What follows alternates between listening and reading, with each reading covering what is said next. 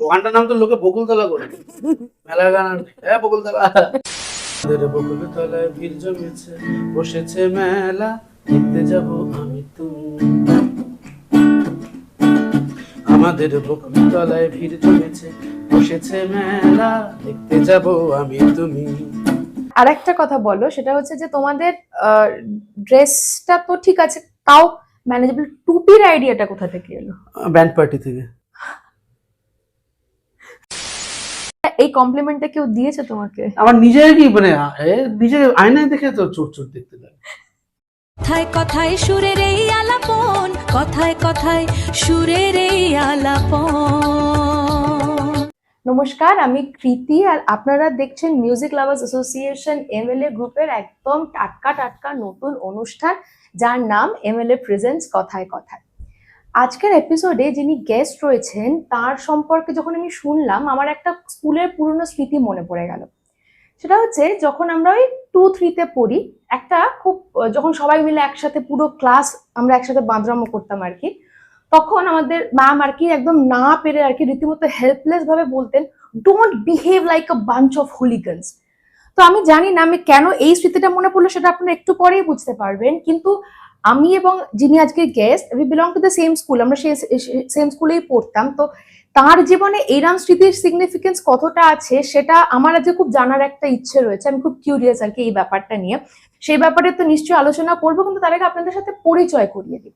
যদিও পরিচয় করিয়ে দেওয়ার খুব একটা কিছু নেই, কিন্তু কি বলুন তো, ওই যে আজকে যদি পরিচয় না করে অ্যাঙ্কারের ডিউটিটা ঠিকঠাক করছি না বলে যদি কর্ণধার রিপ্লেস করে দেন, তো সেই কারণেই একমাত্র ফর্মালিটির জন্যই আমি আপনাদের সাথে পরিচয় করাবো। আমাদের সাথে আজকে রয়েছে শুভদীপ গুহ।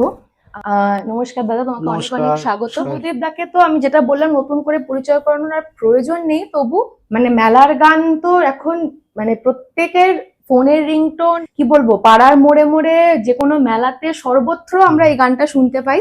সেই গানটা যারা সৃষ্টিকর্তা হুলিগানিজম, সেই হুলিগানিজমের লিডার বলা যেতে পারে দাদাকে। এবং তাছাড়াও দাদার আরো অনেকগুলো পরিচয় রয়েছে, যেগুলো অবশ্যই আপনাদের সামনে তুলে ধরবো। সেগুলো আপনারা অনেকে জানেন, যারা জানেন না তাদের জন্য নতুন, কিন্তু ম্যাক্সিমাম লোকই জানেন।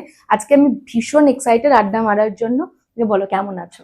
ঠিকই তো আছে, ভালোই আছে। ভালো আছে।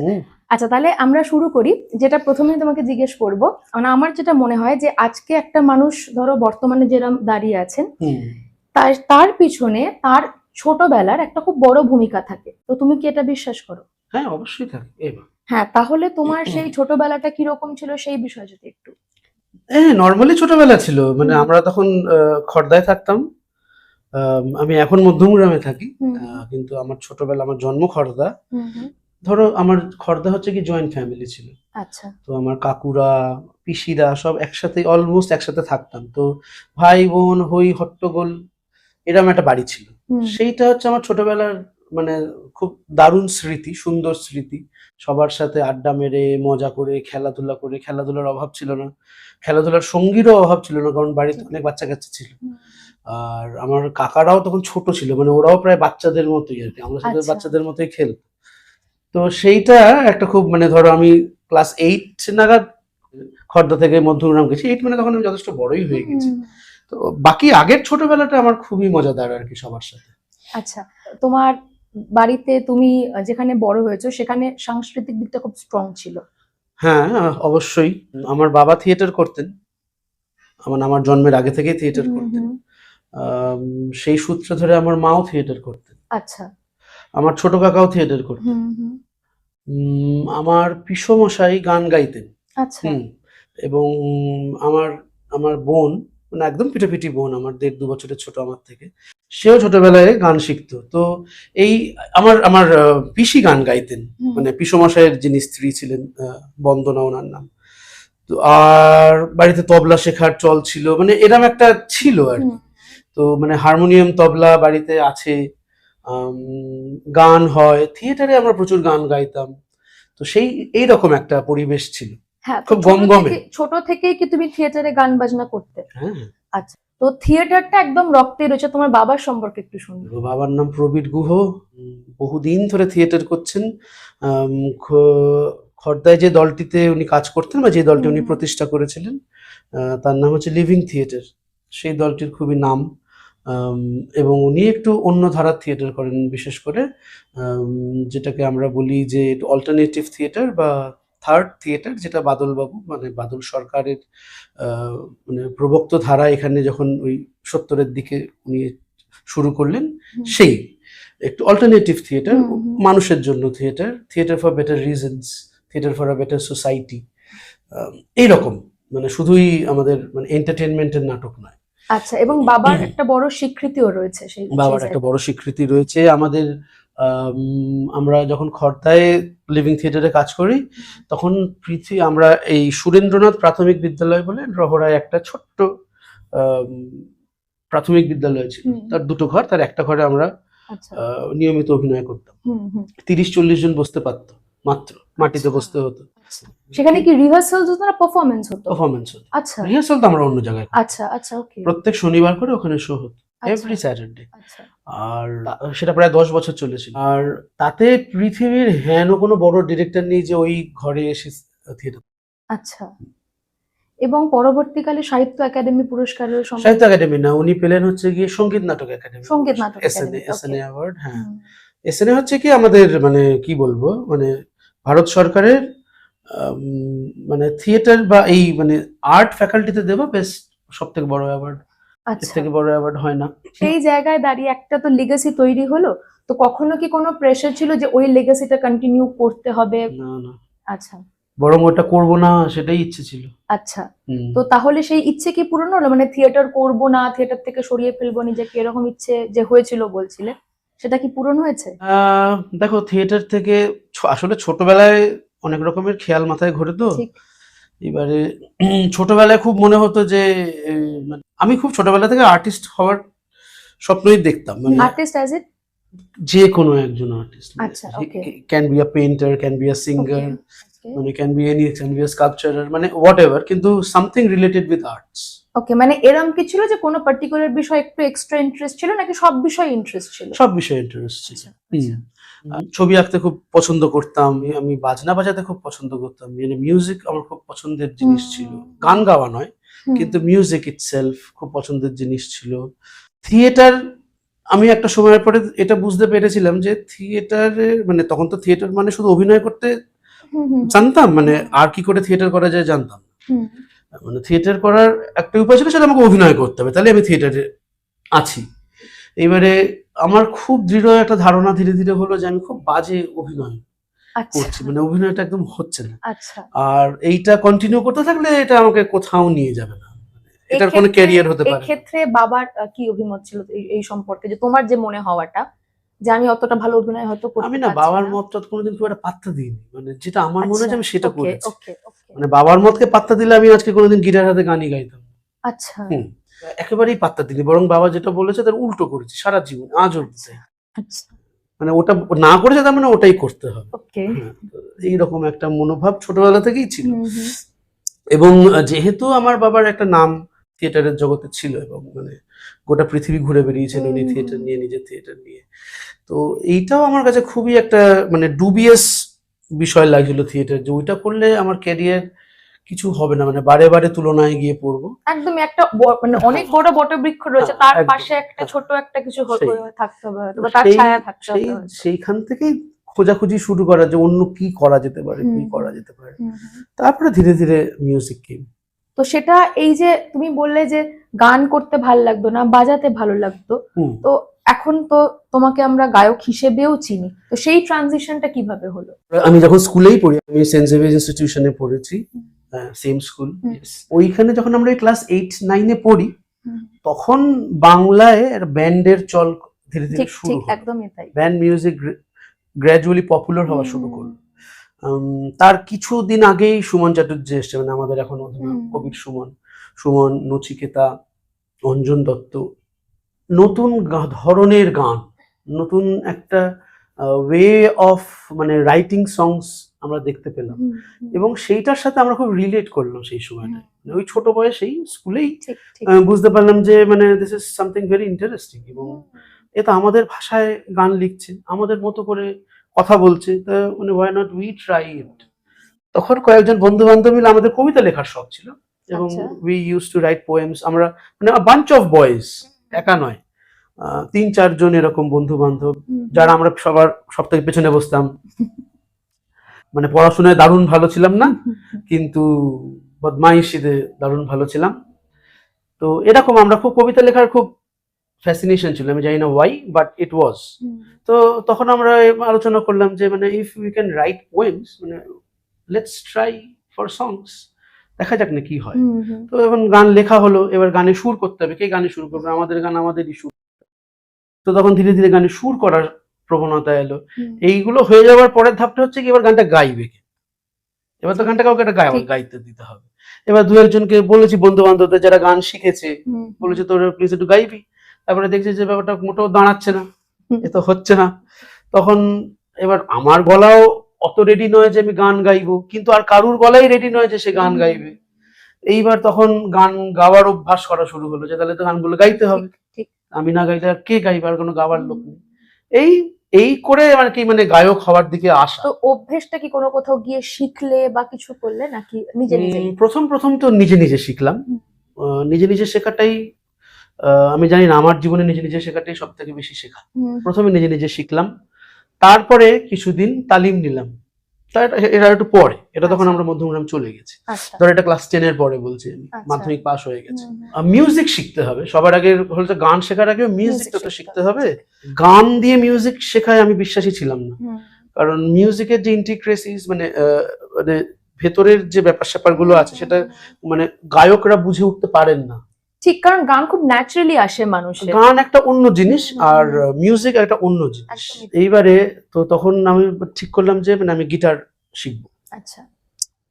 এইবারে ওই গিটার শিখে, মানে গিটারের থ্রু দিয়ে আমার মিউজিক শেখা, গিটারের হাত ধরে আমার মিউজিক বোঝা, যে আচ্ছা মিউজিক এরম করে করতে হয়, এইটা হয়, এই জিনিসগুলো আছে, এরম করে হয়, সেইটা পরে গ্র্যাজুয়ালি আমাকে গান শিখতে গিয়েও হেল্প করেছে, যে আচ্ছা তাহলে আমি কি রকমের গান শিখবো, আমার গলার টেক্সচার কি ধরনের, তাহলে আমার জন্য কি গান সুইটেবল। তো কি ধরনের গান শিখলে? আমি তো আধুনিক গান গাইতে এসেছি। হ্যাঁ, তাহলে শিখলে কি, এটা আমি জানি। আমি একদম আধুনিক গানই শিখলাম, মানে আমি গলা তৈরির রেওয়াজ শিখলাম, গান শিখিনি। আচ্ছা, ওকে। মানে ভয়েস ট্রেনিং, এখনের যে মডার্ন ভয়েস ট্রেনিং কোর্সেস আছে, সেই টাইমে, এটা তো তাও অনেক বছর আগের কথা। অনেক বছর আগে। তখন তো মানে তুমি যে সময়ের কথা বলছো, সেই সময় তো গান শেখা মানে এটাই বলা হতো যে সারেগামা পাধানিসা করো, তারপরে 2টো রবীন্দ্রসঙ্গীত হারমোনিয়াম বাজিয়ে শেখো। এইরকম জায়গা থেকে তুমি সেই ট্রেনিং পেলে কোথা থেকে? প্রথম হচ্ছে গিয়ে আমি যে মানে সারেগামা পাধানিসা শিখিনি তা নয়, অবশ্যই that is the basis of, কিন্তু সেইটা আমার শেখার ইচ্ছে ছিল না, কিন্তু সেইটাই মডিউল ছিল শেখার, আর কোনো উপায় ছিল। তো সেইটা কিছুদিন শিখেছি। আর তারপরে ক্যালকাটা স্কুল অফ মিউজিক বলে একটা ইনস্টিটিউট আছে বালিগঞ্জ, ওরা ওই সময় ভোকাল কয়ার বলে একটা কোর্স দিত, সেইটা আমি 6 মাস করেছি। আচ্ছা। তো সেইটা হচ্ছে ওয়েস্টার্ন কয়ার সিঙ্গিং এর training. That has helped me a lot. আচ্ছা, এখানে যখন একটা কথা উঠলোই, সেক্ষেত্রে আমি জিজ্ঞেস করি তোমাকে একটু, যে আমাদের যে ইন্ডিয়ান ক্লাসিক্যাল মিউজিক, সেটাতে একটা বেসিক স্ট্রাকচার আছে, তার উপরে মানুষ ইম্প্রোভাইজ করে। আর এই যে কোয়ার মিউজিক বা ওয়েস্টার্ন মিউজিক, সেখানে স্টাফ নোটেশনের একটা খুব মানে অধিক্য রয়েছে, এবং সেখানে ইন্ডিপেন্ডেন্স যথেষ্ট কম বলে আমার পার্টিকুলারলি মনে হয়। তো সেক্ষেত্রে তোমার কি মনে হয় যে যদি কেউ সঙ্গীত শিখতে চায় প্রপারলি, তাহলে কোথাও গিয়ে ইন্ডিয়ান ক্লাসিক্যাল মিউজিক যে আমরা করি, এটাতে অনেকটা বেশি কঠিন হয়ে যায়, সেক্ষেত্রে ওয়েস্টার্ন শেখা অনেক সহজ? না, আমার কোনোটাকে কঠিন আর সহজ বলে মনে হয়নি। দুটো ঘরানা অফ মিউজিক, এবং দুটোই খুবই ইন্টারেস্টিং। মিউজিকে অনেকটা বড় ব্যাপার, তো মানে কার কোনটাতে ইন্টারেস্ট আছে তার সেটা শেখা উচিত, কারণ ইন্টারেস্ট ছাড়া ওটা শেখা যাবে না, কারণ একটু গভীর জিনিস এবং একটু ডিফিকাল্ট ইন আ ওয়ে। যদি প্যাশন আর ন্যাক না থাকে, ইউ কান্ট লার্ন দ্যাট। তো ধরো যার ওয়েস্টার্ন মিউজিক পছন্দ, সে অবশ্যই গিয়ে তার ইন্ডিয়ান ক্লাসিক্যাল শিখে কোনো লাভ হবে না, তাকে বরং ওয়েস্টার্ন মিউজিক শেখা উচিত, কারণ তার ন্যাক সেই দিকে, সে শিখবে তাড়াতাড়ি, বুঝবে তাড়াতাড়ি, অ্যাডপ্ট করবে তাড়াতাড়ি। মানে it all depends upon your interest. Absolutely. আচ্ছা, মানে কোনোটাই ডিফিকাল্ট, কোনোটাই ইজি, এরকম ব্যাপার বলে আমার মনে হয়। যদি গান গাইতে হয়, ধরো আমি গান গাওয়ার জন্য বলছি, পার্টিকুলারলি বাজানোর জন্য নয়, ধরো তোমাকে যদি গান গাইতে হয়, তাহলে আমি যে বয়সে সিদ্ধান্ত নিয়েছি যে আমি মিউজিক করব, সেই বয়সে গিয়ে আমার আর ইন্ডিয়ান ক্লাসিক্যাল মিউজিক শেখার বয়স ছিল না। আচ্ছা, মানে তাহলে আমাকে অনেক ছোটবেলায় শিখতে হতো ঠিক ওটা। ঠিক ঠিক। মানে এটাকে আমি গান গাওয়ার ক্ষেত্রে বলছি, কিন্তু বুঝতে ধরো যদি পেরেছি। আমি কোনো ইনস্ট্রুমেন্ট বাজাতে চাইতাম, হুম, ধরো আমি যদি সরোদ বাজানোর ইচ্ছে হতো হুম, আমার, হুম, হুম, সেইটা কিন্তু আমি ক্লাস 10 থেকে শিখতে পারতাম। হুম, আমার 7-8 বছর লাগতো সেটা হুম, শিখতে, হুম, কিন্তু সেটা অ্যাচিভেবল ছিল, কিন্তু গানটা ওয়াজ নট অ্যাচিভেবল। তো সেই জন্য আমি ইন্ডিয়ান ক্লাসিক্যাল গান শিখতে যাইনি, চেষ্টাও করিনি, এবং আমার সাথে গাওয়ার ইচ্ছেও ছিল না। ইচ্ছে ছিল না। তুমি এখনো তো থিয়েটারের সাথে যুক্ত, হ্যাঁ, অল্প, কিন্তু ইয়েস। তো তাহলে এই যে করব না থেকে আবার ফিরে এলাম, এই গল্পটা একটু শুনতে চাইছি। এইটা হচ্ছে, ধরো প্রায় 3-4 বছর আমি থিয়েটার করিনি। হুম, মানে পুরো স্কুল পাস করে যাওয়া অবধি হুম। অলমোস্ট আমি থিয়েটার করিনি। ক্লাস 12 অবধি আমি আর থিয়েটার করিনি, হুম, হুম। গানই করেছি খুব হুম। মন দিয়ে। আমাদের তখন ওই ব্যান্ডটার নাম ছিল চক্রব্যূহ। আচ্ছা, তখন ব্যান্ড ছিল একটা। হ্যাঁ হ্যাঁ, স্কুল আচ্ছা, স্কুল স্কুল টাইম থেকেই ব্যান্ড ছিল। সেটা কি স্কুলের বন্ধুদেরকে নিয়ে স্কুলের নাকি? বন্ধুদের নিয়ে, আচ্ছা, স্কুল আচ্ছা। ফ্রেন্ডস। আমি ছিলাম, আমার ক্লাসের সৌরভ বারুই বলে একজন ছিল, হুম, হুম। আমরা দুজন, অরিজিৎ পাঠক বলে একজন ছিল, একদম ফার্স্ট লাইন আপ যেটা ব্যান্ডের। ওকে। এই 3জন ছিলাম। হুম, হুম। আর একজন যে তবলা আমাদের সাথে, সেই সময় আমাদের সাথে তবলা বাজাতো, আমরা গিটার নিয়ে গান গাইতাম, আর একজন তবলা বাজাতো। ওকে। তো সেটা একদম বাইরের ছেলে বাজাতো, সে স্কুলের ছিল না, কিন্তু আমরা 3জন স্কুলের ছিলাম। তারপরে সেই ব্যান্ডটা আরেকটু বড় হয়, একজন গিটারিস্ট একজন ড্রামার যোগ হয়, তারা বাইরে, তারা তখন আমরা আচ্ছা। স্কুল জাস্ট পাস করেছি, আচ্ছা। তখন ওরা এসে অ্যাডিশন হয়। হুম। এবং সেটার আমরা একটা অ্যালবামও বার করেছিলাম, চক্রব্যূহ বলে একটা অ্যালবাম ছিল 2001-এ, মানে আচ্ছা। জাস্ট স্কুল পাস করেই। তো ওই টাইমে এখনের গান বাজনার সাথে ওই টাইমের অ্যালবাম বের করাটা অনেকটা মানে তফাৎ ছিল। অনেক তফাৎ ছিল, হ্যাঁ। তখন তো অ্যালবাম বেরোয়, এখন তার হ্যাঁ, অ্যালবাম হ্যাঁ, বেরোয় না। অ্যালবাম বেরোয় না। তখন তো ক্যাসেট। এই সময় যে অ্যালবাম বের করেছিলে, সেটা কিভাবে, how was it manageable in terms of finance, in terms of connections, কিভাবে কি হয়েছিল? এটা হচ্ছে গিয়ে, এক তো আমাদের কাছে পয়সা ছিল না, ঠিক, এটাই আমার মূল বক্তব্য ছিল। দ্বিতীয় হচ্ছে গিয়ে অনেক গান হয়ে গেছিল, আচ্ছা। মানে ধরো 3-4 বছরে প্রায় 40-50টার মতো গান হয়ে গেছে। ওকে। এইবারে what to do with the songs, hmm, hmm, hmm. তোমাকে তো কোথাও না কোথাও you have to go and record. ঠিক। এইবারে হচ্ছে গিয়ে মিউজিক বাজানোর ক্ষমতা, হুম। যদিও সবাই বিভিন্ন জায়গায় শিখতে চলে গেছিল, কারণ কেউই তো ডিসাইড করে আসেনি মিউজিক করবে, আচমকা একটা সিদ্ধান্ত যে লেটস ডু মিউজিক। তো সবাই বিভিন্ন জায়গায় শিখতে গেল, কিন্তু শিখতে যাওয়া আর প্রফেশনালি অ্যালবাম রেকর্ড করার মধ্যে অনেক তফাৎ আছে। তো we were not capable of that. তখন যেটা আমরা করলাম সেটা হচ্ছে কি, আমরা কতগুলো গান জাস্ট গিটারে ডেমো করলাম, করে আমরা বিভিন্ন ক্যাসেট কোম্পানিতে গিয়ে গিয়ে ডেমো জমা আচ্ছা, দিলাম। আচ্ছা। আশা মিউজিক ছিল, সাগরিকা ছিল, হুম, হুম। এইচএমভি তো আমাদের নেবে না, আমরা ছোট জানতাম, উই নিউ দ্যাট। এইচএমভি আমরা উই ডিডন্ট ট্রাই। এবং রাগা মিউজিক বলে একটা কোম্পানি ছিল, ভাবনাও বলে একটা ছিল। ভাবনা ছিল, ইয়েস, একদম এইসব জায়গায় দিলাম। হুম, হুম। তো সেইখান থেকে রাগা মিউজিক রাজি হলো যে আমাদের একটা অ্যালবাম বার করবে, আচ্ছা, নিজেরাই পয়সা দিয়ে অ্যালবাম করবে। আচ্ছা। এই কথাটা যখন এলো তখন বলি তোমাকে, যে এই যে সেই সময় একটা, যদি আমার কাছে ফান্ড নেইও, আমি গিয়ে কোথাও একটা অ্যাপ্লাই করলে, ইফ আই এম কেপেবল, হুম, কেউ আমাকে স্পন্সর করবে। হুম। কিন্তু আজকে হয়তো সেই জায়গাটা অনেকটাই নতুন আর্টিস্টদের কাছে অ্যাভেলেবল নেই। এখন তো এই কনসেপ্টটাই আর নেই। এক্স্যাক্টলি। তো সেই জায়গা থেকে আবার অ্যাট দ্য সেম টাইম এখন সোশ্যাল মিডিয়ার একটা এমন রকম প্রভাব চলে এসছে যে মানুষের কাছে পৌঁছানো হয়তো আগের থেকে অনেক ইজি অনেক হয়ে গেছে। easy। তো তোমার কাছে কি মনে হয়, এখন তখন একটা কেপেবিলিটির ওপর জোর হতো, এখন পাবলিসিটির ওপর জোর দিতে হচ্ছে, তো সেটা তুলনা করলে কোনটা ভালো বা কোনটা খারাপ, নাকি দুটোই নিজের জায়গায় আছে এরকম বলে মনে হয়? দেখো, আমি যেহেতু আমার মিউজিকের প্রতি যে ভালোবাসা হুম, বা প্রগাঢ় প্রেম আমার মিউজিকের হুম, প্রতি, সেটা তো অ্যালবামের সূত্রে। হুম, আমি অ্যালবাম শুনে মিউজিক ভালোবেসেছি। ঠিক, আমি মানে ধরো সব বিখ্যাত যে ব্যান্ডস বা শিল্পী যাদের আমার দারুণ পছন্দ, ছোটবেলার স্মৃতি, মানে অনেক ছোটবেলার স্মৃতি এখনো মনে রয়ে গেছে, সেগুলো কিন্তু অ্যালবামের স্মৃতি। ঠিক। মানে একটা অ্যালবাম এপিট ওপিট মুখস্থ করে তোমার বলে ছোটবেলা দিতে থেকে পারি। ক্যাসেটের ছোটবেলা তো? হ্যাঁ, একদম, অবশ্যই। একদম। হ্যাঁ, তার আগে ওইটাও ছিল রেকর্ড। গ্রামোফোন। আচ্ছা, হুম, আমাদের বাড়িতে গ্রামোফোনও ছিল। আচ্ছা। এইবারে সেই জন্য অ্যালবামটা আমি কখনো ছাড়তে পারি না, মানে। এবং আমার মনে হয় যে একটা শিল্পীকে বুঝতে গেলে তোমাকে তো তার এক গুচ্ছ গান বা একটা একটা ঠিক। অ্যালবাম তো ইজ আ টাইম, ঠিক। তাই না? একটা সিঙ্গলস তো একটা গান, হুম, কিন্তু যখন তুমি ধরো তার 10টা গান শুনছো মানে একটা গো, তখন তুমি ওই শিল্পীটার ভেতরে প্রবেশ করতে পারছো, ইউ ক্যান সি ইনসাইড যে আসলে কি করতে চাইছে, কি বলতে চাইছে, মানে এই ইনার সাইডটা তো অ্যালবাম ছাড়া হয় না, সেটা সিঙ্গেলস কোনোদিনই অ্যাচিভ করতে পারে না। সিঙ্গেলস আর লাইক ফ্র্যাগমেন্টস। তো সেই দিক থেকে অলওয়েজ অ্যালবাম খুব মানে এনরিচিং একটা এক্সপিরিয়েন্স ছিল, অ্যালবাম হওয়া উচিত। কিন্তু এখনকার যে যা কনসেপ্ট মিডিয়ামটাই পাল্টে গেছে, সম্পূর্ণই পাল্টে গেছে। মানে ওই যে মানে পেপার লিসনিং যেটা ছিল আগে, যে তুমি একটা ক্যাসেট কিনছো, কিনে তারপরে সেটা তোমাকে শুনতে হচ্ছে, সেটা তো আর নেই। তো এই কনজাম্পশনটাই তো ফ্রি হয়ে গেছে। So, সেই জন্য আমার মনে হয় যে মানুষের শোনারও যে ইচ্ছেটা, সেটা অনেকটা ডাইলিউটেড হয়ে গেছে, যা পারছে শুনছে। কিন্তু আমি যে স্পেসিফিক্যালি আচ্ছা আমি এটা শুনবো বলে আমি এটা কিনলাম বা সাবস্ক্রাইব করলাম, সেটা তো খুবই কমে গেছে, সেটা তো নেই অলমোস্ট। এবং হয়তো আমরা অ্যাক্টিভলি যদি কেউ কোনো লিসনার খুঁজে শুনছে তো শুনছে, but maximum time it's recommendations একদম একদম আসছে, তাই শুনছি। আচ্ছা, আমরা একটুখানি টপিক থেকে ডাইভার্ট করে গেলাম, আমরা থিয়েটারটা নিয়ে কথা বলছিলাম, থিয়েটারে ফেরাটা নিয়ে।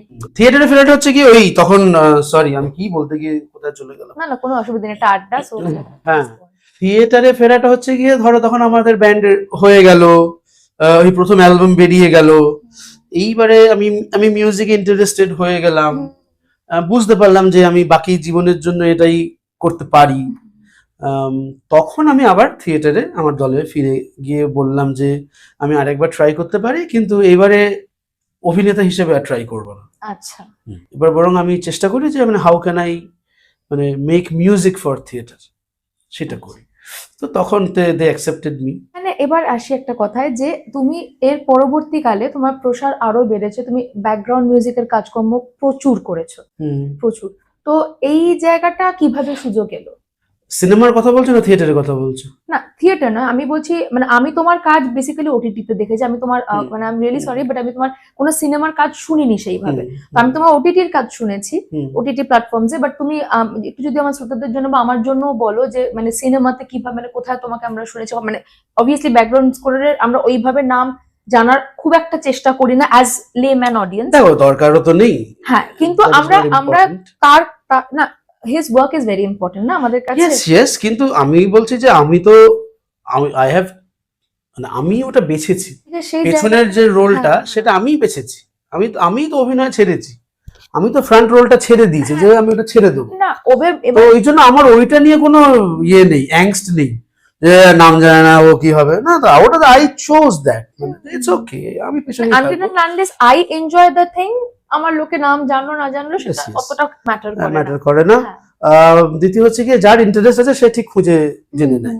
যেমন ধরো আমি বলছি যে আমার এইটা হলো কি করে, ওই আমি যে থিয়েটারে ফিরে এলাম, এবারে থিয়েটার যেহেতু মানে এত বড় একটা বিষয় এবং এত মানে তার মানে বিস্তার, মানে এত ধরনের থিয়েটার আছে, এত কিছু আছে। এবং যেহেতু আমার ছোটবেলা থেকেই আমি থিয়েটারের বাড়িতে বড় হয়েছি, থিয়েটার নিয়ে একটা পড়াশোনা ছিল, থিয়েটার নিয়ে আগ্রহ ছিল, প্রচুর বই ছিল, এবং থিয়েটার খুব পড়ার জিনিস। আচ্ছা, না পড়লে থিয়েটার করা যায় না। থিয়েটারে মানে খুব তাত্ত্বিক জিনিস একটা, মানে প্রচুর বইপত্র আছে তার, এবং সেগুলো খুব মানে দারুণ, মানে সেগুলো খুব ইন্টারেস্টিং। এবং গোটা পৃথিবীতেই এত রকমের থিয়েটার আছে, এত ধরনের থিয়েটার আছে, প্রত্যেকজন ডিরেক্টর নতুন নতুন জেনারেশনের সময় এসে নতুন নতুন থিয়েটার করার কথা বলেছেন। তো সেগুলো খুব ফ্যাসিনেটিং, এবং সেই রকম করে তাদের সাথে থিয়েটার বদলেছে, তার মিউজিক বদলেছে, তার সবকিছু বদলেছে। তো সেইগুলো যত আমি জেনেছি, বুঝেছি, পড়েছি, প্র্যাকটিস করেছি, নিজে করে দেখার চেষ্টা করেছি, তত বেশি মজা লেগেছে। এটা করতে করতে আমার কাজ বাকিদের লোকদের ভালো লাগতে শুরু করেছে।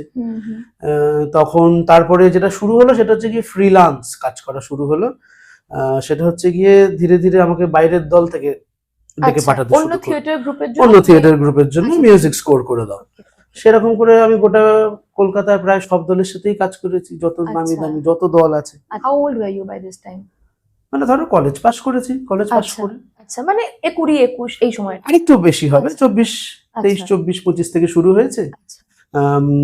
দিয়ে ওটা চলেছে আরো একদম পুরো ধরো 10-12 বছর টানা একটা স্ট্রেচ।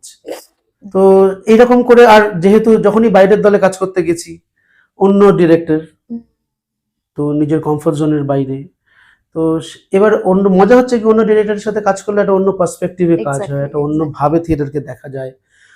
তো সেইটা করে আরো শিখেছি, এই গ্র্যাজুয়ালি এই করে করে তখন আমাকে এনএসডি মানে ন্যাশনাল স্কুল অফ ড্রামা দিল্লিতে যেটা আছে, তারা ডেকে পাঠালো কিছু কাজ করার জন্য। তাদের আমার কাজ ভালো লাগার পরে তারা বললো যে তাহলে এবার তুমি এটা তাহলে মিউজিক নিয়ে পড়াও আমাদের এখানে ছাত্রছাত্রীদের। আচ্ছা, তো সেই করে আমি তাদের বিভিন্ন সেন্টারে পড়ানো শুরু করলাম okay. যে application of music in theatre কিরকম হতে পারে। তো এই করে নিজে আরো বেশি পড়তে শুরু করলাম। এই করে একটা মানে এরম গোটা দেশ ঘোরাঘুরি হলো আর কি। তো সেইটা করে স্কোর করতে গিয়ে খুব মজা হলো আর কি, মানে দারুণ লাগলো যে একটা গল্প বলার চেষ্টা করা with sounds ঠিক। which is very interesting and I'm enjoying it very much. এই করতে করতেই সিনেমার অফার এলো আচ্ছা, যে তুমি এত যখন কাজ করছো এই থিয়েটারে, ট্রাই আ হ্যান্ড। হুম। তো তখন আমাদের প্রথম সিনেমা হচ্ছে গিয়ে বল্লভপুরের রূপকথা। আচ্ছা, তারপর থেকে এই ব্যাকগ্রাউন্ড স্কোরিং এর কাজগুলো পরপর তারপর চলতে থেকে থাকলো। Cinema series. হ্যাঁ, yes. আমি একটা জাস্ট আমার ইনফরমেশনের জন্য জানতে চাইছি যে তাহলে মানে থিয়েটার, আমি অনেস্টলি আমি কখনো থিয়েটার দেখিনি। I am very I don't no, I am unfortunate, আমার কখনো সেই সুযোগ আসেনি এবং কখনো আমার সেই এক্সপোজারও হয়নি। এবার দেখে নাও। ডেফিনেটলি আমি তোমার সাথে কথা বলার পর মানে আমার I had no idea about theatre. Hmm. আমি শুনেছি যারা ভালো অভিনেতা হন তারা থিয়েটার থেকে আসেন, আমার এইটুকু এক্সপোজার থিয়েটারে, আমি এর থেকে বেশি কিছু জানি না। তো থিয়েটারে ব্যাকগ্রাউন্ড স্কোরিংটা কিভাবে হয়, মানে যখন ওটা স্টেজড হয় তখনই কি লাইভ বাজানো হয়, লাইভ হয়, অনেক সময় রেকর্ডেডও হতে পারে। মানে প্লেটার মতো করে তুমি জিনিসটা? প্লেটার মতো করে আমি একটা স্কোরিং করলাম, করে হুম। সেটা রেকর্ড করে দিলাম, আচ্ছা, দিয়ে একজন অপারেটর আছে যে সিন টু সিন যেরকম করে চলছে তার সাথে সাথে চালাবো। ওকে ওকে। তাহলে তো বোধহয় ব্যাকগ্রাউন্ড স্কোরিং এর সাথে মানে থিয়েটার আর অন্য প্ল্যাটফর্মে খুব একটা ডিফারেন্স কিছু নেই। খুব একটা ডিফারেন্স কিছু নেই। আচ্ছা, তাহলে এবার আসি যে একদম রিসেন্ট তোমাদের যে প্রজেক্টটা চলছে, মানে যে দলটা তুমি কাজ করছো, গানের দল। গানের দল তো তোমার কাছে নতুন কিছু নয়, না, কিন্তু এটা আমার 4 নম্বর দল। এটা তোমার 4 নম্বর দল। ওকে, আমি প্রথমেই জিজ্ঞেস করবো নামটা কি করে এলো? নামটা এলো সেটা হচ্ছে এটাও থিয়েটার থেকে। এটা হচ্ছে গিয়ে আমরা এই যে হুলিগানিজম যে দলটা, তাতে যারা বাজায়, হুলিগানিজম আর হুলিগানিজম? হুলিগানিজম, ওকে, GAAN। হ্যাঁ।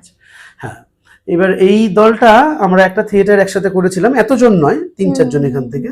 সেটা সেই ওই থিয়েটারটার নাম ছিল চৌমাথা। এটা আচ্ছা, হাতিবাগান সংগ্রাম থেকে করছিল। হুম হুম, 2015 সাল, 15 সালই হবে, 15 সালই হবে। তখন সেটা ছিল 4টে ছোট ছোট গল্প, আচ্ছা, স্টিচ টুগেদার। হুম হুম, 4টে ছোট ছোট গল্প হয় পরপর 1 2 3 4 করে, আর মাঝখানে গল্পগুলোর মাঝখানে ব্রিজিং এর জন্য একটা করে গান হয়। আচ্ছা, তো গোটা নাটকে 5টা গান ছিল, একদম শুরুতে একটা, শেষে একটা, হুম হুম, আর গল্পের মাঝখানে 3টে। এইবার এই যে দলটা গান গাইতো, এদের নাম ছিল হুলিগানস, ওকে, মানে হুলি গান, মানে আচ্ছা, কারণ এরা রাউডি পিপল, এবং এটা পলিটিক্যাল স্যাটায়ারের নাটক ছিল। আচ্ছা, স্যাটায়ার আমি ভুল বললাম, মানে it was a political play okay, in a way.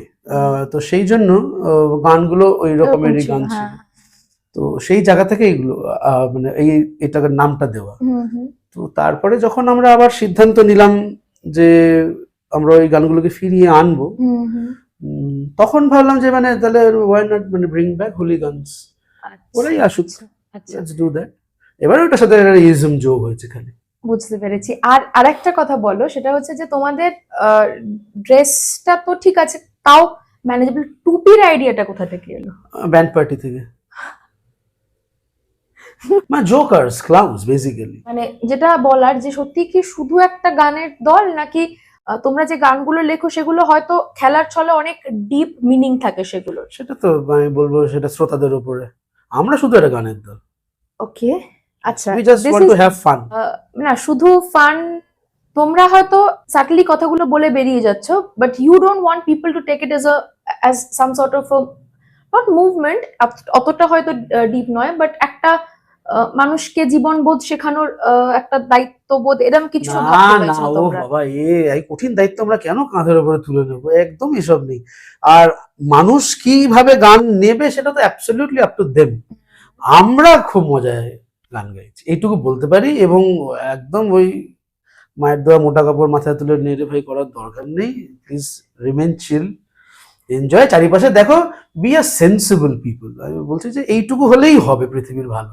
একটু সেন্সিবল হও, চারিপাশটা দেখে বোঝো কি চারিপাশে চলছে, অ্যাক্ট অ্যাকর্ডিংলি, দ্যাটস ইট। একটা কথা বলো, এই যে তুমি আজকে যা তৈরি হয়েছো সেটা তো একটা ওভারনাইট প্রসেস নয়, সেটার একটা মানে একটা অনেক বছরের মাল্টিপল এফর্টস রয়েছে তার মধ্যে small small small small changes, small upgradations এগুলো রয়েছে, তবে আজকে তুমি হয়েছো, কখনো হতাশ হয়েছো, সেগুলো থেকে আবার ফেরত এসেছো। তো it has been a constant process, a journey.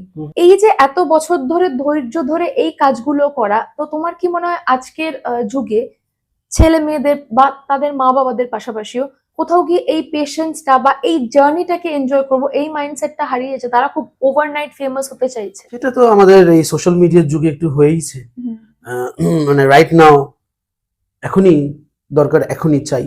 এবং সেটা তো পৃথিবী করেও দিয়েছে আমাদের, যে আমার এখনই একটা জিনিস চাই, আমার এখনই পেয়ে যাচ্ছি, one pinch of a phone and you get ইট।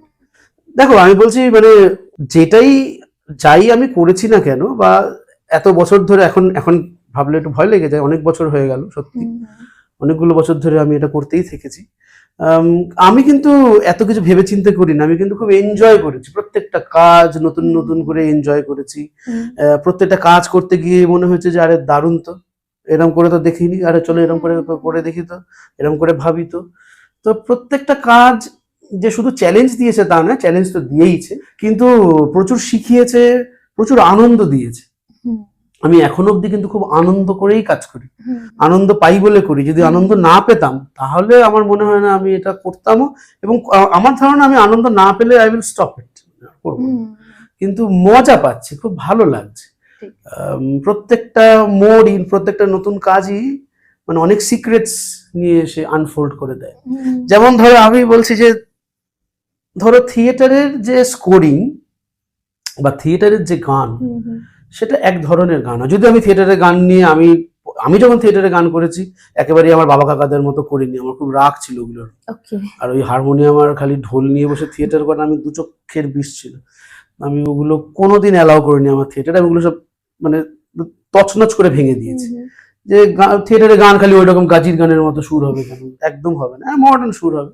কিন্তু সিনেমা আর থিয়েটারের মধ্যে তো এই তফাৎটা আছে, সিনেমা স্কোরিং অনেক মেটিকুলাস, আরো মেটিকুলাস, আর থিয়েটার অনেকটা কি বলবো আর কি, মানে যেহেতু এটা লাইভ, এটা না দেখলে বুঝতে পারবে না, যেহেতু এটা একটা লাইভ পারফরমেন্স, তাই অনেক কিছু এনার্জি ট্রান্সমিশনেই হয়ে যায়। আচ্ছা, মানে সব জায়গায় তোমাকে কিছু করতে যেতে হবে না, অনেক কিছু, silence is a very important part in theatre, যেটা সিনেমাতে আমরা করতে পারি না, বিশেষ করে কমার্শিয়াল সিনেমা বা সিরিজ। যেগুলো কমার্শিয়াল সিনেমা সিরিজ আমাদের বেশি মিউজিক করতে হয়। এইবারে যখন আমি সিনেমার মিউজিক করতে আসলাম, খুব স্বাভাবিকভাবে আমি থিয়েটারের লেন্স দিয়ে সিনেমাকে দেখতে পারি না, দেখতে পারছিও না। আমি এটাই জানতে চাইছিলাম তোমার কাছে একটু আগে। হ্যাঁ, একদমই আলাদা, একদমই আলাদা, দুটো স্কোরিং এ দুটো ফিলোসফি আলাদা, দুটো মিউজিকের স্কোরিং ফিলোসফি আলাদা, পদ্ধতি এক, তুমি সিন টু সিন মিউজিক বানাচ্ছ, কিন্তু আমি কেন এই সিনটা মিউজিক করব এবং করব না, এর তো তোমার কাছে একটা লজিক থাকবে যে আমি এইখানটা মিউজিক করব এই কারণ, এইটুকুই করব, তার এটা কারণ, এবারে সাইলেন্স হবে। তো এটা তো সম্পূর্ণ একটা ম্যাপিং, মানে ইউ আর ডিজাইনিং নাথিং, ছবি আঁকার মতো তো ব্যাপারটা। তো তোমাকে তাহলে বিউটিফুল ছবি আঁকতে হবে, একটা মিনিংফুল ছবি হতে হবে সেটাকে।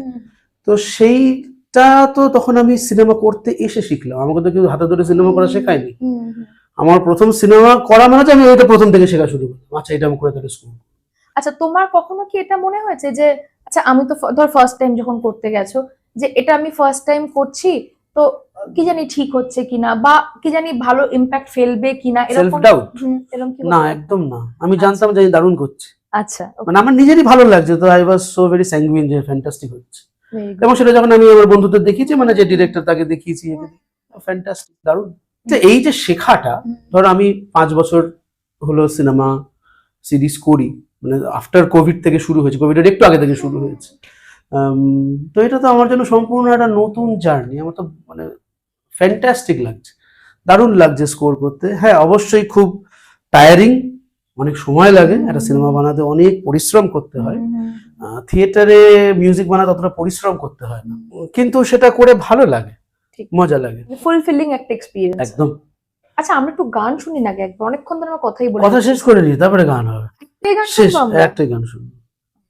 এটা হতে পারে, গান শুনতে তো অনুষ্ঠানে আসতে হবে, পডকাস্টে কেউ গান গায় নাকি? ঠিক, এটাও ঠিক।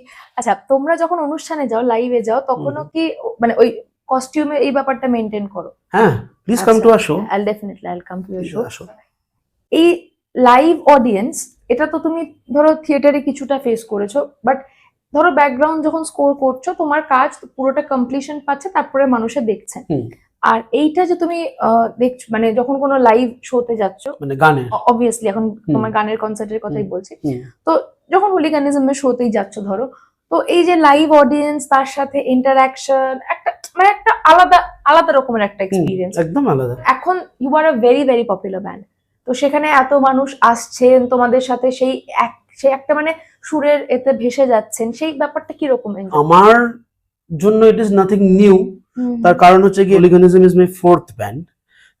আমাদের প্রথম ব্যান্ড যেটা বললাম চক্রবুহ, সেটা ইট র্যান ফর 5 years, মানে স্কুল থেকে বেরিয়ে আমরা ওটা 5 বছর চালিয়েছি।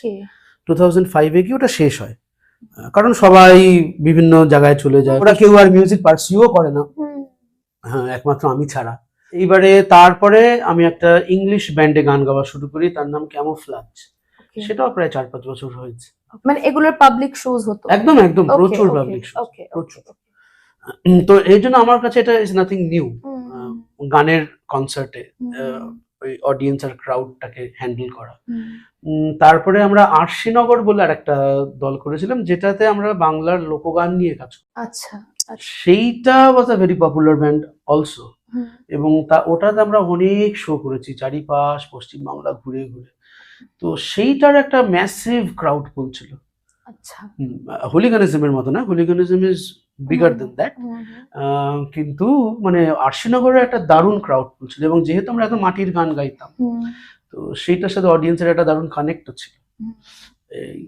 আমরা আরশিনগর বন্ধ করিনি, আরশিনগর একটু প্রজেক্ট একটু সাবডিউড হয়ে আছে, কারণ ডিউ টু হুলিগানিজম এটা এতটাই ফ্রন্টে এসে গেছে।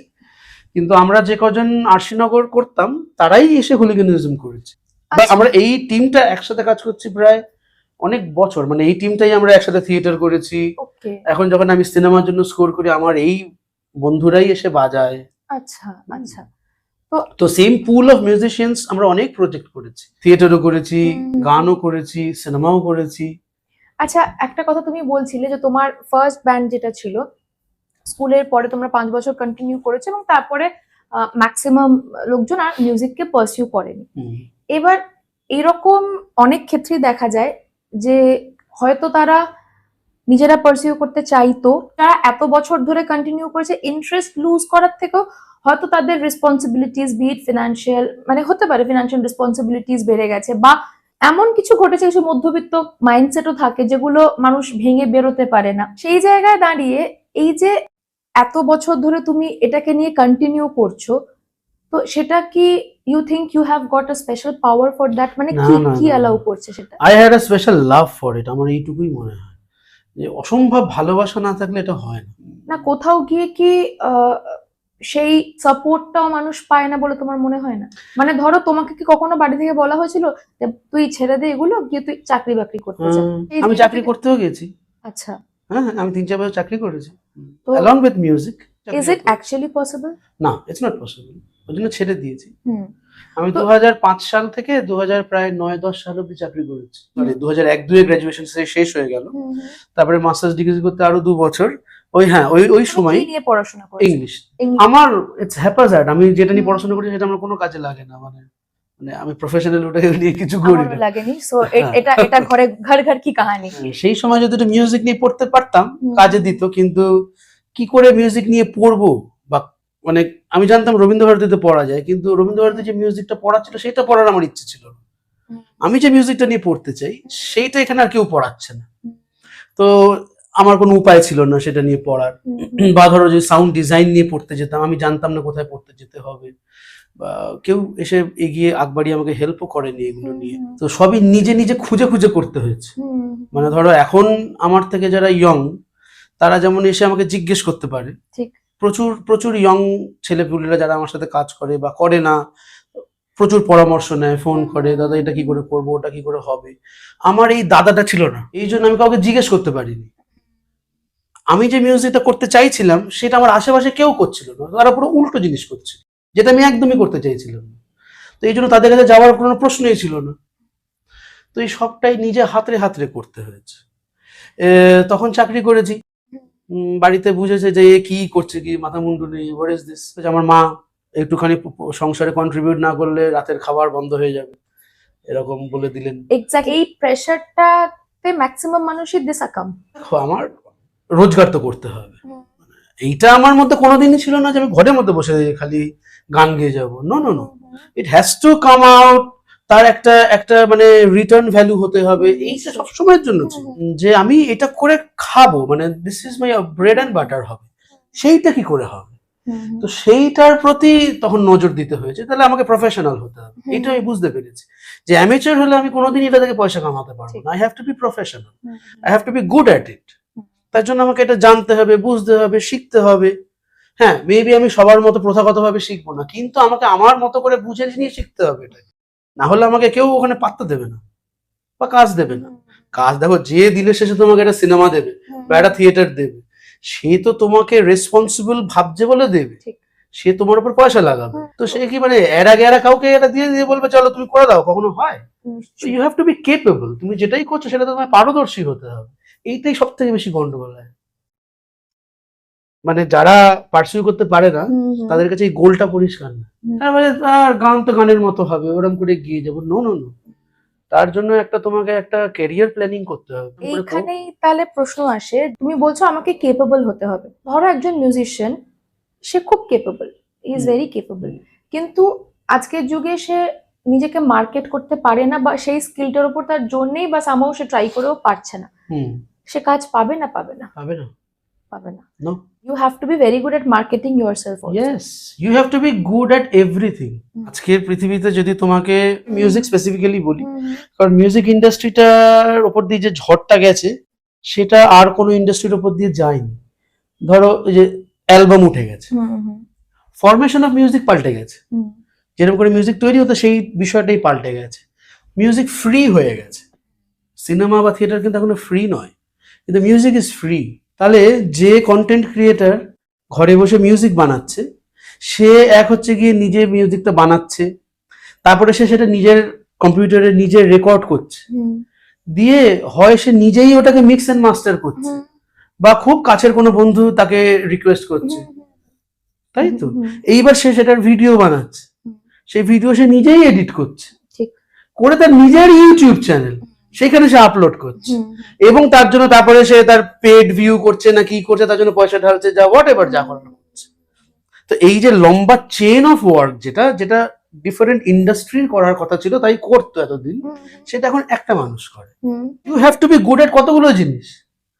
এই একটা যদি বক্সের টিক না পড়ে, দেন ওটা কিছু হবে না, ওটা মুখ থুবড়ে পড়বে। কিন্তু অ্যাট দ্য সেম টাইম, মানে আমার এই যুগটার আগের কথা বলছি, আমাদের হাতে তো ফোন ছিল না। আজকে একটা ভিডিও এডিট করা যতটা ইজি, বা একটা হোম স্টুডিও বানানো যতটা ইজি, সেই সময় তো সেটা ছিল না, রাইট? হ্যাঁ, তো তাহলে জায়গাগুলো তো ইজিও তো হয়েছে। ইজি হয়েছে কিভাবে? ইজি হয়েছে টেকনিক্যালি, ইজি হয়েছে, কিন্তু তোমাকে তো ক্রাফটটা জানতে হবে। আগে এডিটিং আর ক্যামেরার কিছু এবিসিডি জানতে হবে। আমি বলছি, ধরো আমি এত বছর ধরে গান গাইছি, আমি আমার প্রত্যেকটা গানের মিক্স এন্ড মাস্টার খুব মন দিয়ে শুনি, থাকি, প্রেজেন্ট থাকি, কিন্তু I am not sound engineer. আমি মিক্স এন্ড মাস্টার করতে পারবো না, ওটা আমার ফ্যাকাল্টি নয়, মানে ওটা আমার থেকে ভালো করার লোক আছে, ওটা আমাকে তাকে দিতে হবে, সেটাই প্রফেশনালিজম। কিন্তু এখনকার পৃথিবীতে নিজেকে না করলে তোমাকে পয়সা দেবে, সেই জন্য সবটাই নিজে নিজে করতে হচ্ছে। এবার নিজে নিজে করতে গিয়ে যেটা হচ্ছে সেটা হচ্ছে মানটা নামতে নামতে নামতে নামতে এরম জায়গায় আসছে এবার, কারণ তুমি তো আর কোনো প্রফেশনাল হায়ার করছো না, হেল্প নিচ্ছ না। আচ্ছা, এই জায়গায় একটা কথাই চলে আসে যে এখন এই সোশ্যাল মিডিয়ার যুগে আমরা যদি এখন সোশ্যাল মিডিয়া খুলি, এরকমও কন্টেস্ট, বড় বড় মিউজিক কোম্পানি এরকম কন্টেস্ট অর্গানাইজ করছে যে তুমি আমাদের এই পার্টিকুলার গানটা গিয়ে ইনস্টাগ্রামে আপলোড করো, যারা টপ 3 হবে তাদেরকে আমরা will give you something, there is a reward. কিন্তু ক্রাইটেরিয়াটা এরকম হচ্ছে যে তারা বলছে যে first, second, third will be chosen based upon number of views, number of likes, number of comments etcetera. মানে that has got no relation with music. আমি আমার গানটা কতটা ভালো গেলাম, ক্রাফটটা কতটা ভালো জানলাম, সেটা ইম্পর্টেন্ট নয়, আমার গানটা কতটা ছড়ালো সেটা ইম্পর্টেন্ট। তো তাহলে তোমার কি মনে হয় কোথাও গিয়ে নেক্সট জেনারেশনের কাছে এই ক্রাফটটা লার্ন করার থেকেও মোর ইম্পর্টেন্ট হয়ে যাবে to learn all this publicity Yes, techniques. yes, 100% yes. তাহলে আমাদের যে এত এনরিচিং ক্রাফটস গুলো রয়েছে, তুমি যে ধরো তুমি যেটা যে সময় নিয়ে শিখতে পেরেছো, পরের জেনারেশন, আমাদের নেক্সট জেনারেশন বা তারা কি তো এগুলো কোনোদিন জানতেই পারবে না, শিখতেই পারবে না। দেখো আমি কিরাম করে এটা বলি, it is very challenging time, এটা এইটুকু আমি বলতেই পারি। এবং সামনের দিনটাও খুব একটা সুবিধের দিন আসছে না। বিশেষ করে মানে প্র্যাকটিস অ্যান্ড প্র্যাকসিসের জায়গা থেকে দেখলে সামনের যে পৃথিবী আমরা চোখের সামনে এখন দেখতে পাচ্ছি, তাতে এই দুটো শব্দের খুব একটা জায়গা নেই। কোন দুটো শব্দ? Practice and praxis. তুমি তো প্র্যাকটিস করবে একটা বিশ্বাস নিয়ে, তোমার তো একটা আইডিওলজি আছে, একটা বিশ্বাস আছে। হ্যাঁ, কিন্তু এখন এই সমাজটায় আমরা এই মুহূর্তে আছি, যে রিয়েলিটির মধ্যে আমরা এখন আছি, সেটা হচ্ছে কি ইনস্ট্যান্ট রিয়েলিটি। মানে এখনই করে, এখনই আপলোড করে, এখনই হিট, এখনই ভাইরাল। এই ভাইরাল দিয়ে কোনোদিন তুমি সংস্কৃতি চর্চা করতে পারবে না। তাহলে কি হারিয়ে যাবে? না, যারা করার তারা করবে, ঠিক করবে। তো যারা করার তারা তাহলে খাবে কি? দেখো, viral is a momentary thing, মানে ওটা থেকে যায় না। তখনই এত এত এমফাসিস কেন ভাইরাল হওয়ার উপরে? ওই যে মানে একটা নিক অফ টাইমে এতটা হয়ে গেল ঝপঝপ করে, ইনস্ট্যান্ট পপুলারিটিটা। Do people remember? আমার মনে হয় না। ছোটবেলা থেকে যেটা আমরা বুঝে এসেছি, যে জিনিসটা, সেই ঋত্বিক ঘটকের বিখ্যাত উক্তি, যে কাজগুলো থেকে যায়। শিল্প চর্চার তো এটা একটা খুব ইম্পর্টেন্ট জায়গা, যে আমি থাকবো না কিন্তু আমার কাজগুলো থেকে যাবে। এই কাজগুলো তখনই থেকে যাবে যখন সেগুলো মিনিংফুল হবে, যখন সেগুলো একটা নিশ কোয়ালিটির মধ্যে এসে পৌঁছবে। আদারওয়াইজ কিছু থাকবে না, হারিয়ে যাবে। তো যে কোনো আর্টিস্টই কিন্তু চেষ্টা করে, আর্টিস্ট শব্দটাই একটা বড় শব্দ, অনেক বড় শব্দ। আর্টিস্ট হওয়ার যে চেষ্টা, সেটাই একটা লাইফ লং চেষ্টা। সব আর্টিস্টই চেষ্টা করে তার বেস্টটা রিচ করতে, কারণ সে জানে সে যতটা বেস্ট দিতে পারবে তত লং তার কাজটা থেকে যাবে। এখন কি সত্যি তাই হয়? যারা প্র্যাকটিস করে তারা তাই ভেবেই প্র্যাকটিস। আমি নতুন জেনারেশনটাকে বুঝতে পারি না, জানি না কি ওরা চায় বা কি করতে চায়। আমি আমার একটা স্ট্রাগল তোমাকে একটু শেয়ার করছি তোমার সাথে। সেটা হচ্ছে যে আমি যেটুকু টাইম পাই আমি গান বাজনা করি, গান প্র্যাকটিস করা, কারণ আমার ভালো লাগে যে কালকে আমি যা গাইতাম আজকে আমি তার থেকে একটু বেটার গাই। কারেক্ট।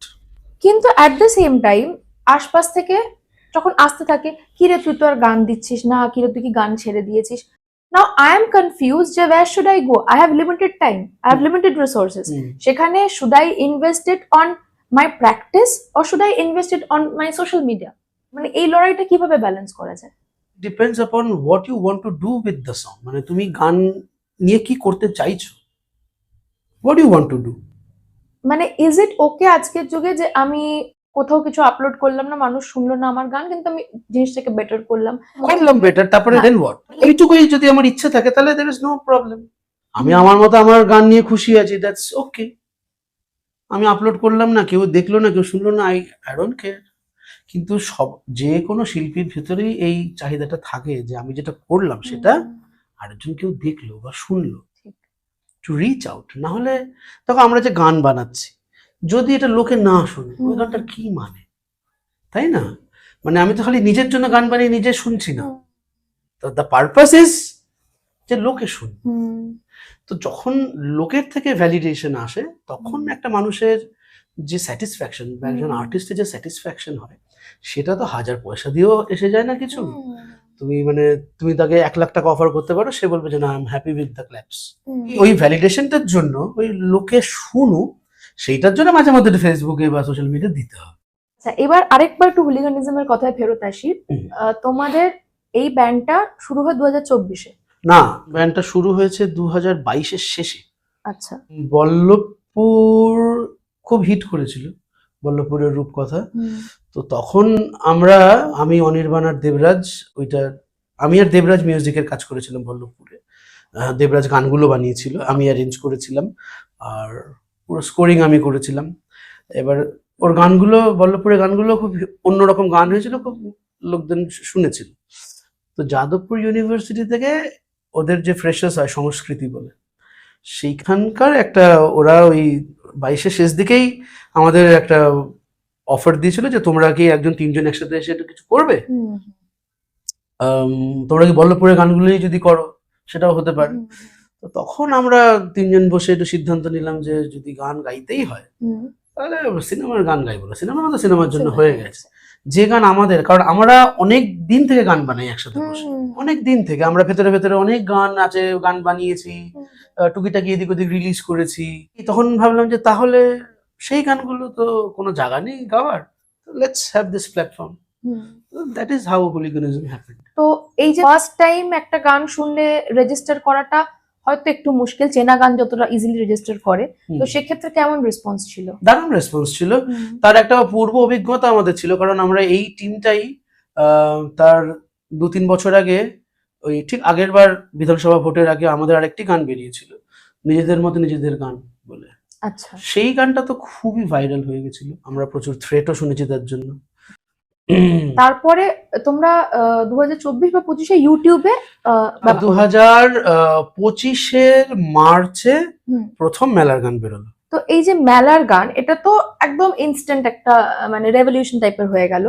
তো এই মেলার গানটাই যে প্রথম বেরোবে, এটা কি কোনো মানে কোনো প্ল্যান্ড ডিসিশন ছিল? অ্যাবসলিউটলি এভরিথিং ইজ প্ল্যান্ড, ওটাই আমি বলছি, nothing is unplanned, everything is মানে সুপারলি প্ল্যান্ড। আমরা রেকর্ড করেছি গানগুলো প্রায় 1.5 বছর আগে। উই রেকর্ডেড 7 songs, 7টা গান রেকর্ড করেছিলাম। তখন আমাদের সাথে SVF মানে শ্রী ভেঙ্কটেশ ফিল্মস, SVF মিউজিকের একটা কথা হয়েছিল যে আমরা কিছু গান, ওরা আমাদের কিছু গান নেবে, প্রডিউস করবে। তো অ্যাকর্ডিংলি আমরা 7টা গান রেকর্ড করি, তার থেকে উই চোজ যে মেলার গান should be the first to get release, কারণ ওটার মধ্যে একটা পেপি মজা ছিল। তো তখন we decided to have a music video. এবার মিউজিক ভিডিওটা আমরা যেরকম ভাবছিলাম আর যে বাজেট এসে দাঁড়াচ্ছিল, সেটাতে SVF মিউজিক রাজি হচ্ছিল না, ইট ওয়াজ আ বেশি বাজেট। তো তখন আরেকটু রিক্যালিব্রেশন করে সেটার আরেকটা বাজেটিং হয়ে সেটা যখন ফাইনালি রাজি হলো, তখন প্রায় অলমোস্ট 1 বছর ঘুরে গেছে। কিন্তু we were sticking on to that thing যে আমরা করলে এটা এরকম ভাবেই করব। তো 1 বছর পরে SVF মিউজিক রাজি হলো, then we shot the video, তারপরে গান বেরোলো। আচ্ছা, তো মানে এটা তুমি বলতে চাইছো যে মেলার গানটা মানে তোমাদের মিউজিক্যাল মাইন্ড দিয়ে সামহাও একটা ভিশন ছিল যে এটা বেরোলে এটা হিট হবে, তো সেটা কি এত বছরের এক্সপিরিয়েন্স দিয়ে ভিশনটা তৈরি হয়েছিল মনে হয়? তাই হবে। আচ্ছা, ভিডিও আইডিয়াস যেগুলো বলছো সেগুলো মানে খুব ইউনিক, মানে নর্মাল ভিডিও আইডিয়াস আমরা যেরকম আর 5টা ভিডিও দেখি সেরকম নয়। তো তোমাদের গান হিট হওয়ার পেছনে এই ভিডিও আইডিয়াস গুলো কতটা ইম্পর্টেন্ট? আমার মনে হয় প্রচন্ড ইম্পর্টেন্ট, কারণ আমরা শুধু গান, দেখো এখন তো গান আর অ্যালবামের মতো রিলিজ হয় না, শুধু অডিও কেউ শোনে না, তো গান একটা ভিজুয়াল মিডিয়ামও বটে। তো উই অলওয়েজ, আমাদের মাথায় এটা ছিল যে ইফ মানে গান যখন একটা একটা করে বেরোবেই, তাহলে ইট has to have a proper video হতে হবে। তার জন্য মাথা খাটাতে হবে, বুদ্ধি লাগাতে হবে, সবই করতে হবে। তো আমরা মেলার গান তো আমাদের ঋদ্ধি করেছিল, ঋদ্ধি সেন। তো ওর সাথেই প্রায় 1 বছর 1.5 বছর ধরে ওর আলোচনা করে টরে দিয়ে মেলার গান খেয়ে ঋদ্ধি আমাদের নতুন গানটাও করেছে, জাস্ট যেটা রিলিজ হলো কয়েকদিন আগে, ভালোবাসা দেশ। আচ্ছা, মার্ভেলাস থিং, আমি এরকম মিউজিক ভিডিও দেখিনি কখনো, খুবই খুবই ইউনিক, ম্যাসিভলি ইউনিক। ওটা যখন আমরা শুট করছি তখনই বুঝতে পারছি ইট ইজ ইউনিক। আমি তো মানে এরকম করে মিউজিক ভিডিও দেখি। অল ক্রেডিটস টু ঋদ্ধি, এত সুন্দর ভেবেছে। এটাই হচ্ছে কথা, তোমার যে you don't have all the faculties. Professionalism মানে কিন্তু এইটাই যে তোমাকে একটা প্রফেশনাল হেল্প নিতে হবে কারোর থেকে। হ্যাঁ, সে তোমার বন্ধু হতে পারে, কিন্তু he is a professional too. এবার ওর হেল্প তোমাকে নিতে হবে যে আমি এটা কি ভিশনে দেখতে পাচ্ছি, বলো তো কিভাবে দেখবো। ও গিয়ে আরেকজন, ওই যে সুবোধ কেরকেরের, ওর হেল্প নিয়েছে, সে আরেকজন প্রফেশনাল, যে স্যার আমাকে এটা হেল্প করতে হবে যে আমি দেশ কি করে দেখাবো, how to build a nation in a video. বুঝতে পেরেছো যে কতগুলো প্রফেশনাল মাথা একসাথে কাজ করলে এরকম একটা কাজ হয়, ওটা একা একা করা যায় না। আমরা আমাদের একদম লাস্ট সেগমেন্টে চলে এসেছি। আমাদের যেটা আছে সেটা হচ্ছে র্যাপিড ফায়ারের সময় হয়ে গেছে এখন। র্যাপিড ফায়ারের নিয়ম আপনারা হয়তো এতদিনে জেনেও গেছেন, তাও আরেকবার দাদার জন্য বলে দেওয়া। সেটা হচ্ছে যে তোমাকে 2টো করে অপশন দেওয়া হবে, ঠিক আছে? সেই 2টো অপশনের মধ্যে যে কোনো একটা চুজ করবে অবভিয়াসলি, কিন্তু তারপরে একটু ছোট্ট সময় নিয়ে এক্সপ্লেন করতে হবে যে কেন ওটা চুজ করবে। ফার্স্ট কোয়েশ্চেন, খাওয়া নিয়ে, Chinese food versus Italian food, মানে ধরো chowmein versus pasta versus Chinese, ঠিক আছে? তারপরে হচ্ছে clean shave versus beard look. আমাকে তো বিয়ার্ড লুকে চোর চোর লাগে, আমি রাখতে পারি না, এর জন্য ক্লিন শেভ, আমার জন্য ক্লিন শেভ। কিন্তু যারা দাড়ি রাখে আমার তো মানে দাড়ি পছন্দ। এই কমপ্লিমেন্টটা কেউ দিয়েছে তোমাকে? আমার নিজের কি মানে নিজের আয়নায় দেখে তো চোট চোট দেখতে। পরের প্রশ্ন, শিলাবৃষ্টি না স্নোফল? আরে স্নোফল, আমি আমার জীবনে স্নোফল দেখিনি, যে সৌভাগ্য আমার হয়নি, শিলাবৃষ্টি দেখেছি। ফুটবল নিয়ে একটা প্রশ্ন, যেহেতু আমরা একটু পুরনো হয়ে গেছি সেই হিসেবে, Zinedine Zidane versus Ronaldinho Gaucho. Zidane. ভেবেছিলাম আর কি এটাই আসবে। And last but not the least, পৃথিবীটা ভালো লোকেদের নয় ভার্সেস 1 মিনিটের চুমো। রোমান্টিক গান 1 মিনিটের চুমো। যদিও পৃথিবীটা ভালো লোকেদের নয় ভিউজ বেশি, আর কয়েকদিনের মধ্যে 1 মিলিয়ন হয়ে যাবে। আমার জাস্ট একটাই প্রশ্ন বাকি আছে, আমাদের এই গ্রুপ মিউজিক লাভার্স অ্যাসোসিয়েশন, তার কর্ণধার শ্রীমতী কৃষ্ণা ব্যানার্জি। ইয়েস, আমার টিচার, আমার ম্যাম, দুবার আমাদের ক্লাস টিচার ছিলেন। কোন ক্লাসে? খুব সম্ভবত ক্লাস 4, ক্লাস 5। পরে কি মর্নিং? তখন না, মর্নিং, morning না। আচ্ছা মর্নিং ছিল না তোমাদের তখন। আচ্ছা, ওকে ওকে। ক্লাস 4, আমি ক্লাস 4এই ভর্তি হয়েছি সেন্ট জেভিয়ার্সে। আচ্ছা, তখনও কি ডেজ পুরোটাই একই টাইমে হতো নাকি? একই 4, টাইমে, 5? তাই তো আমার মনে আছে, তাই তো মনে আচ্ছা, পড়ছে। What views do you have about her? আমার সব কটা টিচারের সাথে আমার দারুণ সম্পর্ক, এখন still now. I don't know why. আমি খুব একটা ভালো স্টুডেন্টও ছিলাম তাও নয়, কিন্তু আমার প্রত্যেকটা টিচারের সাথে দারুণ সম্পর্ক। সবার সাথে আমার হোয়াটসঅ্যাপে কথা হয়, যে কোনো বিষয়ে। Actually they are very proud of you, এটাই হচ্ছে আই কথা। ডোন্ট নো হোয়াট, মানে মানে আজ থেকে নয়, কিন্তু অনেক দিন থেকে। হুম। তো মানে they have been so good to me. এবং সবাই, মানে আজকে খালি কৃষ্ণা ম্যামের কথা নয়, মানে সবাই হ্যাজ বিন মানে সো ফ্যান্টাস্টিক, খুব সাপোর্টিং। আমার কোনোদিন এই গান বা মিউজিকে আশাই হতো না যদি আমার স্কুলের টিচাররা সেই সময় এত উৎসাহ দিত। ক্লাসে ক্লাসে গিয়ে বলতো যে এই দেখো ওরা না একসাথে এরকম এটা করছে, দারুণ ব্যাপার।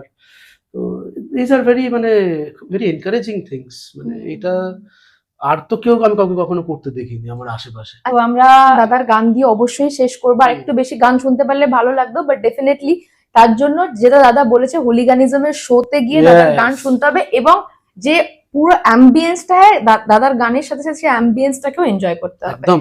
আমাদের একটা ছোট্ট সার্টিফিকেট, আমরা এখন একদমই দাদা ইনিশিয়াল স্টেজে আছি, তো সেই জন্য এর একটা ছোট্ট সার্টিফিকেট আমাদের তরফ থেকে থ্যাংক ইউ সো আমার মাচ। জন্য। একটা তুমি এত সুন্দরভাবে আমাদের এই সময়টা দিলে, we are very thankful to you. Thank you, thank you. আর আমার মনে হয় আপনারা আমাদের আজকের এপিসোড খুব এনজয় করেছেন। যেটা প্রত্যেকবারের মতো বলার, যে প্লিজ আমাদের এই চ্যানেলটা একদম যেহেতু নতুন, একটু সাবস্ক্রাইব করার রিকোয়েস্ট আপনাদের কাছে রাখবো। সাবস্ক্রাইব করে পাশে থাকা যে বেল আইকনটা আছে ওটা প্রেস করে দেবেন, তাহলে যেটা হবে যে ইউটিউব দায়িত্ব নিয়ে আপনাদের কাছে নোটিফিকেশন পাঠাবে, এবং সেটাতে ক্লিক করলে আপনারা আমাদের যে পরবর্তী ভিডিওস গুলো আছে সেগুলো দেখতে পাবেন।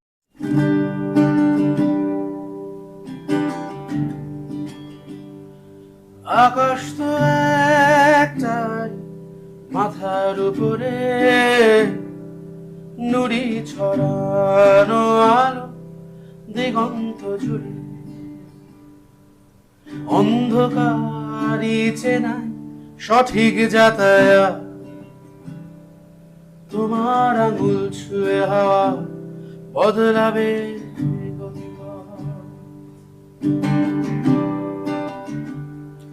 সাজো বাগানের ধোঁয়া ঢাকছে শহর, কাঁটা তার বুঝে নেবে প্রতিটা প্রহর, প্রতি ঘরে চুপি সারে জাগছে আঘাত, তোমার আঙুল ছুঁয়ে হাওয়া বদলাবেই গতিপথ।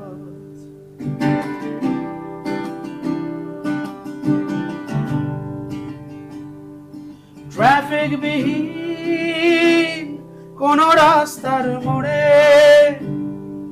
থাকবো দাঁড়িয়ে সবাই মাথা উঁচু করে, ট্রাফিক বিহীন সব রাস্তার মোড়ে থাকবো দাঁড়িয়ে সবাই মাথা উঁচু করে, পরাজয় মানবে কি পাগলা ঘোড়ার রথ, তোমার আগুন ছুঁয়ে হাওয়া বদলাবে গতিপথ। Thank you. আজকের অনুষ্ঠান এখানেই শেষ করব। সকলে ভালো থাকবেন, কেমন লাগলো কমেন্টে জানাবেন। দেখা হচ্ছে পরের এপিসোডে।